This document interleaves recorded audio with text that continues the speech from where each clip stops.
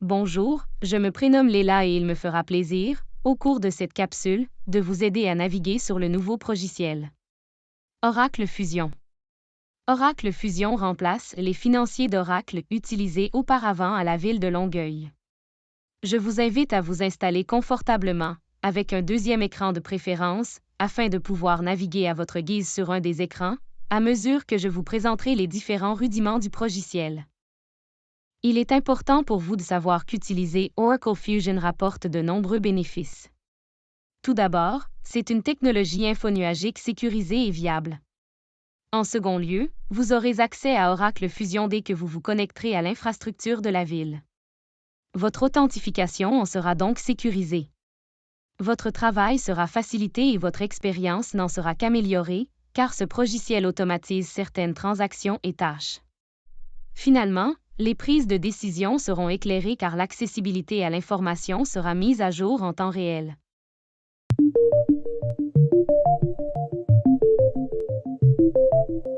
Afin d'ouvrir Oracle Fusion, allez dans vos applications. Choisissez le dossier PGI. Puis, choisissez PGI Fusion. Par la suite, afin de faire vos essais, cliquez sur Dev 1. Lorsque le système sera livré, et seulement lorsqu'il sera livré, vous devrez cliquer sur le lien prod. Donc, pour le moment, nous sommes en formation et vous devrez écrire votre adresse courriel, puis, le mot de passe bonjour 01 avec un B majuscule. Vous pourrez alors entrer dans le logiciel en cliquant sur Authentification unique de la société.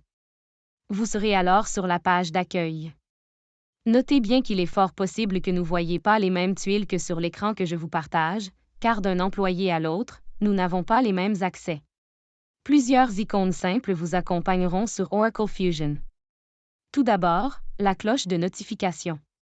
Elle affiche un petit numéro rouge lorsque vous avez des notifications en temps réel. Ce sont, autrement dit, des actions en attente de votre part. Vous les retrouverez aussi dans le bas de la page d'accueil. La petite maison est un bouton d'accueil qui permet, en un clic, de revenir sur la page d'accueil. L'étoile en haut de page vous donne accès aux transactions que vous avez identifiées comme étant vos favoris. Idéalement, ce sont celles utilisées le plus couramment. Par exemple, si je fais souvent des demandes d'achat, je vais cliquer sur Approvisionnement, puis sur Demande d'achat. J'aurai alors accès aux dernières demandes d'achat que j'ai effectuées. En cliquant sur l'étoile, puis Ajouter aux favoris, je pourrai désormais y accéder plus rapidement, en un clic. Je peux aussi lui choisir un nom, comme par exemple « Demande d'achat », afin de personnaliser le tout et m'aider dans ma navigation future.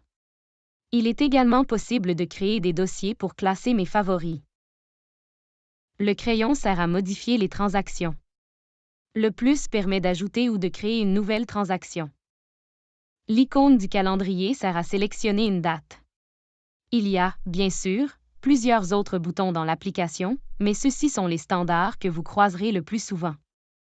Pour retourner à ma page d'accueil, je n'ai qu'à peser sur la petite maison et le tour est joué. Maintenant, retournons aux préférences, sur la page d'accueil. Cliquez sur vos initiales et un menu apparaîtra.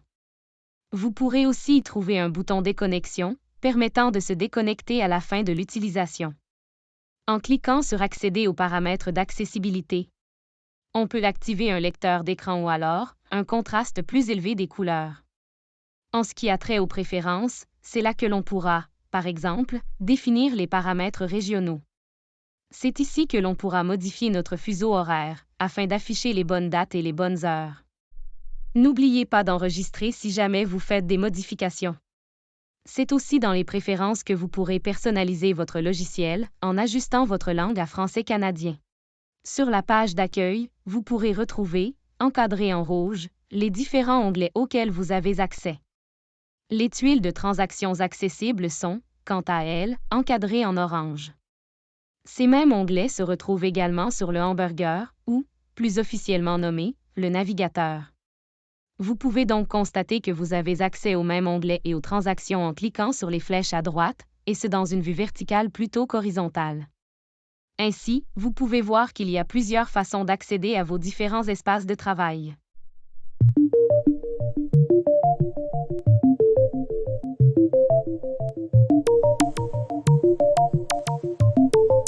Simulons maintenant une recherche demande d'achat à effectuer. Nous devrons cliquer sur Approvisionnement, puis sur Demande d'achat. Vous aurez donc accès, le nom le dit, à un espace de travail où vous ferez désormais vos demandes. Notez bien que vous aurez accès à des demandes d'achat déjà existantes, ou alors, faire des recherches en cliquant sur Gérer les demandes d'achat. Ici, on peut chercher les demandes d'achat qui nous sont accessibles, dans la plupart des cas, vos propres demandes d'achat, et pour certaines personnes, un plus grand éventail. Vous pourrez aussi chercher, en saisissant le numéro de la demande d'achat. Cliquez sur Recherche avancée pour obtenir des options additionnelles. Par exemple, je peux chercher toutes les demandes d'achat commençant par 1400, puis, cliquez sur Rechercher. Elles vont alors apparaître à l'écran. Si le champ que vous désirez n'est pas disponible, vous pouvez cliquer sur Ajouter des champs, afin de choisir la valeur que vous désirez. Par exemple, je peux filtrer par date de création. On peut s'ajouter plusieurs filtres additionnels. Sur certains modules, vous aurez la possibilité de faire de la navigation par onglet. Si, comme dans l'exemple que nous vous présentons, vous recherchez un fournisseur en particulier et que vous affichez son information, vous pourrez retourner dans l'onglet principal d'aperçu ou de gestion des fournisseurs faire une autre recherche. L'application ouvrira les différents enregistrements dans des onglets côte à côte. Il vous sera alors plus simple de passer d'un onglet à l'autre.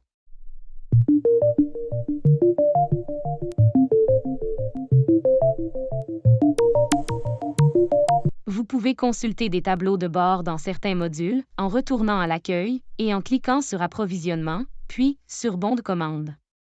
Certains indiquent des transactions ayant besoin de votre attention, ou d'autres, plus visuels, vous donnant un sommaire des commandes à revoir, des programmes ouverts, des commandes en cours ou des activités récentes, entre autres.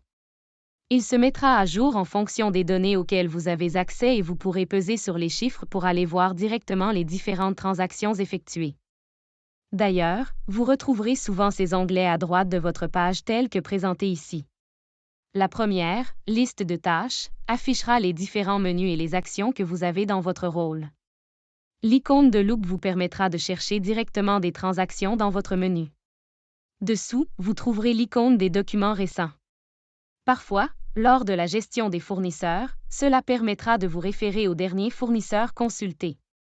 Cet écran se met à jour avec les derniers documents consultés. C'est un raccourci qui peut être très pratique. Enfin, l'icône graphique peut être, dans certains modules, un raccourci vers les rapports d'analyse propres à ce module. Je vous invite maintenant à aller cliquer sur Gérer les commandes. Vous pouvez percevoir différents boutons d'action. Vous pouvez donc ici créer, dupliquer, modifier et supprimer des colonnes. Vous avez aussi le bouton Voir, vous permettant d'aller afficher ou masquer des colonnes. Par défaut, l'application affichera un certain nombre dans les résultats, mais vous êtes capable, en allant dans Voir colonne, d'en afficher davantage. Celles qui sont déjà affichées sont celles que vous avez sélectionnées. Dans le menu, vous trouverez également le bouton Réorganiser les colonnes. En cliquant dessus, il vous affichera la liste de vos différentes colonnes que vous pourrez réorganiser à votre guise. Vous aurez également un bouton qui s'appelle Interrogation par l'exemple. Concrètement, il affichera un filtre de recherche au-dessus de votre tableau. Si je veux, par exemple, demander les bons de commande qui commencent par VDL, on me sortira toutes les commandes passées débutant par VDL auxquelles j'ai accès. Je vais pouvoir, ensuite, cliquer sur Terminer, puis, sur l'icône de la maison afin de retourner sur mon écran d'accueil.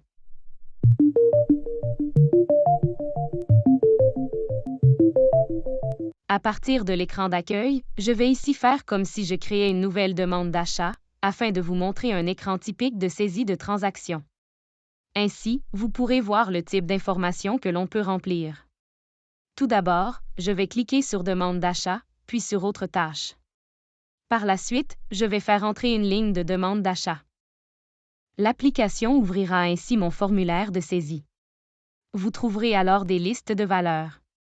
Vous pourrez donc choisir celle que vous désirez. Vous trouverez aussi des champs de recherche avec des loupes ou des champs de texte où l'on doit entrer de l'information, comme, par exemple, une description d'article. Les champs indiqués d'une étoile sont obligatoires, sinon le système ne vous laissera pas aller plus loin.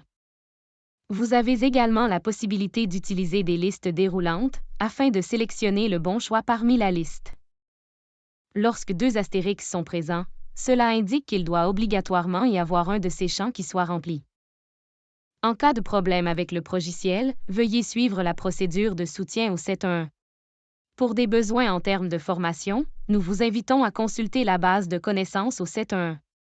Voilà, vous venez de découvrir comment naviguer, sommairement, au sein d'Oracle Fusion. Nous souhaitons que vous soyez désormais en mesure de comprendre l'essentiel du progiciel Oracle Fusion, de naviguer sur ses pages et de vous servir de ses fonctionnalités de base. N'hésitez pas à revisiter cette capsule comme bon vous semble. Au revoir.